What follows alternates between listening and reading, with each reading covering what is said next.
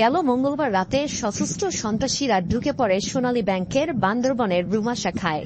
সেখানে ভল্ট লুটের চেষ্টা করে ব্যর্থ হয়। পরে মসজিদে এশার নামাজের সময় মুসল্লিদের জিম্মি করে অপহরণ করা হয় ব্যাংক ম্যানেজার নেজামুদ্দিনকে।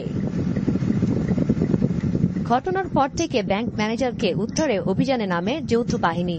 দুদিন পর মেলে সন্ধান। বৃহস্পতিবার সন্ধ্যা 7টায় রুমার বেটেলপাড়া থেকে নেজামুদ্দিনকে উদ্ধার করে র্যাব। তবে অপহরণে জড়িত কাউকে ধরা যায়নি।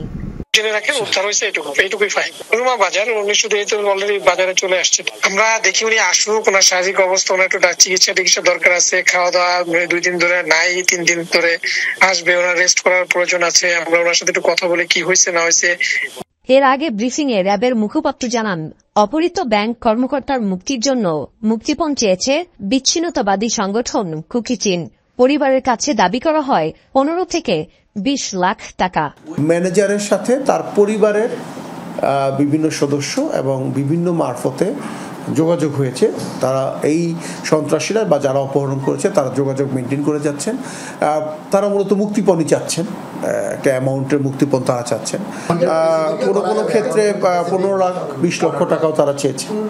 প্রাথমিকভাবে 15 থেকে 20 লাখ টাকা প্রাথমিকভাবে তারা চেয়েছে, যেখানে তারা আসলে তাদের অবস্থানটা ওইভাবে শনাক্ত করা যাচ্ছে না। রুমার পাশাপাশি থানচিতেও 2টি ব্যাংকে হানা দেয় সশস্ত্র সন্ত্রাসীরা।